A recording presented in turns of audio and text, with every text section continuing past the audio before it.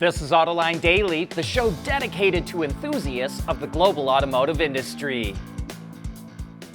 There's an old saying about how to invest in the auto industry. When automakers are in deep trouble and the situation looks hopeless, that's when you buy their stock. And when sales are going through the roof and they're raking in the profits, that's when you sell. That's why it's fascinating to see that a European investment fund called DVAS Asset Management is buying up stock from Mercedes-Benz and the supplier Forvia. DVAS seems to know what it's doing. Over the last 5 years, it's delivered 20% returns per year to its investors. And it's investing in European automotive stocks because it believes they're at the bottom and won't go any lower. Even more interesting, it says that if the overall stock market takes a nosedive, autos won't be hurt because none of the big investment firms are heavily invested into autos, and so you won't see them dumping shares. As if to drive that point home, Renault was just upgraded to investment status by S&P Global Ratings. That bumped the stock up almost 3% after it dropped 23% this year. Renault seems to be managing its operations very astutely. It spun off its powertrain operations into Horse, a startup that it created which now makes engines for Volvo, Geely, Mercedes, and Nissan, and expects to land other automakers. Renault also just signed a deal to co-develop small EVs with Ford, and it has a strong balance sheet and decent free cash flow. Put it all together, and that's why S&P upgraded its investment rating. Could Sterling Anderson be the next CEO of General Motors? That's the buzz in Detroit. The 45-year-old now oversees all product and software development at GM, and if those products are successful, he could go all the way to the top. Before joining GM, Anderson worked at Aurora, the company developing autonomous technology for semi-trucks, and before that, he was at Tesla, where he worked on autopilot in the Model X. Anderson told Bloomberg that GM will continue to push ahead with EVs rather than risk falling behind Tesla and the Chinese. He says it would be short-sighted for GM to focus only on internal combustion cars just for the sake of short-term profitability. He's also very bullish on GM's push into LMR, or lithium manganese-rich batteries. Anderson says they'll allow GM to cut the cost of the EV versions of the Silverado pickup and Escalade SUV by $10,000. The Trump administration wants to narrow the trade deficit with Japan. Last year, Japan's trade surplus with the U.S. was nearly $60 billion, and 82% of that gap was Japan's surplus on cars and parts. So to help improve the trade relations between the U.S. and Japan, Toyota is going to start selling U.S.-made Camrys, Highlanders, and Tundras in Japan next year. The Camry and Highlander were previously sold in the country. Toyota stopped Camry sales in 2023, and the Highlander was sold until 2007 under the Kluger name. Well, here's our Autoline insight. These vehicles likely won't sell very well, because if Toyota thought they could do well, it would already be selling them in the country.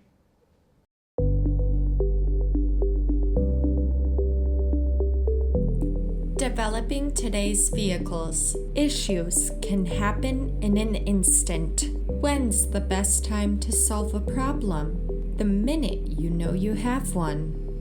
Meet Wireless NeoVi Cloud, your secure, off-the-shelf solution empowering real-time collaboration for quick resolution. With Wireless NeoVi Cloud, your team can prevent issues before they can escalate.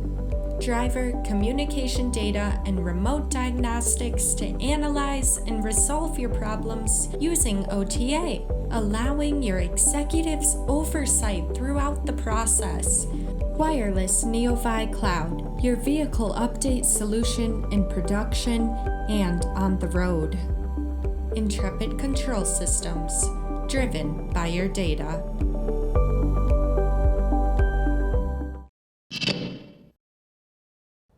China is issuing new rules to crack down on the sale and export of what are called zero-kilometer cars.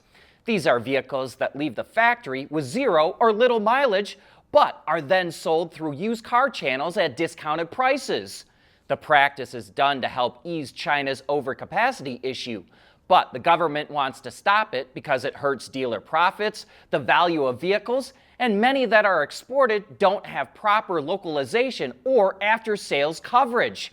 Industry experts estimate that 1 million zero-kilometer used vehicles were sold in China last year, and zero-kilometer exports are expected to be more than 500,000 units this year, which is about 70 to 80% of all the exported used vehicles. So, the government just issued new rules that go into effect on January 1st that require any vehicle exported within 180 days of initial registration must include an after-sales service confirmation document issued by the manufacturer. The document must specify the export destination, vehicle information, and feature the manufacturer's official seal. As you may remember, earlier this year, EPA Administrator Lee Zeldin blasted stop-start technology, saying, quote, everyone hates it, and that the agency is, quote, fixing it. But NHTSA's new proposed fuel economy rules project the continued use of stop-start. It expects that around 30% of 2031 model year vehicles will be equipped with a 12-volt non-hybrid version of the technology. While that's down from the 38% of 2026 model year vehicles that are equipped with it, it's still much higher than it would be under the Biden administration's rules. Stop-start adoption under Biden's rules was estimated to be 6% because the standards were stricter, which would have required automakers to use different technology to meet them. Kia revealed pricing for its sleek new K4 hatchback for the U.S. market. There's 3 trim lines available that range in starting price from about $26,000 to $30,000, including destination charges. We first got to check out this vehicle back in August, and if you'd like a quick rundown of what the K4 hatchback is all about, we'll post a link to the video that we posted at that time. Speaking of vehicle pricing, Car News China reports that the electric Ford Bronco for the Chinese market will cost between roughly $32,000 and $40,000. While its dimensions are pretty much the same as the 4-door version of the U.S. Bronco, it looks like everything else, from the fascia to the body panels to the interior, have all been redone by Chinese designers. It also only features BEV and EREV powertrains. The pure EV version has a roughly 105 kilowatt-hour battery pack and 2 electric motors that put out 445 horsepower. The EREV has a 1.5-liter gas engine, a nearly 44 kilowatt-hour battery, and 2 electric motors that combine for about 415 horsepower. Despite all the differences to the U.S. version, the Chinese Bronco is still meant to compete with other off-road focused SUVs. The Cybertruck is selling well below expectations, and I think that's putting it nicely. Tesla tooled up to make between 200 and 250,000 units a year. But while it bundles Model S and X with the Cybertruck, Electric estimates that it will struggle to sell 20,000 this year. And it also says that if it weren't for SpaceX, which is owned by Elon Musk, that Cybertruck number would be even lower. Its source claims that SpaceX has purchased over 1,000 Cybertrucks and could buy more than 2,000 over time. Although with pictures and videos of hundreds of Cybertrucks sitting in SpaceX parking lots, it doesn't seem like they're getting any use.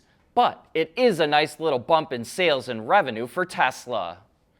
And that brings us to the end of today's show, and actually to the end of the year. While we'll post little things here and there, this was our final Autoline Daily for 2025. So I'd like to say a humongous thank you to everyone out there. Thank you for watching. Thank you for your comments, your likes, and your subscribes. And a special thank you to all our Patreon and YouTube members. We'll see you again after the new year, right in time for CES.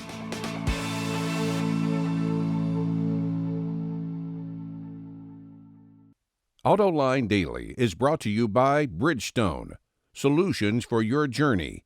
CSP, the composites solution partner. Intrepid Control Systems, over-the-air engineering, boost your game. And thanks to the following YouTube and Patreon members.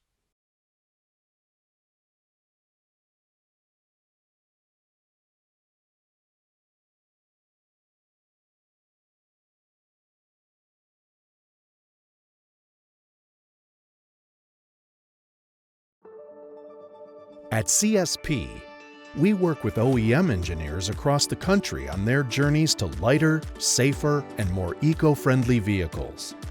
Learn more at thecsp.com. Knowing that a little rain won't slow down your day, that's what really matters. Bridgestone Turanza Quiet Track tires, confident control in wet conditions. Wards is the industry leader for news, data, and analysis. That's why companies across the globe subscribe to our premium service, maybe even your own. Log in for subscriber access now. Check your company's intranet for details and rely on wardsauto.com to keep you informed.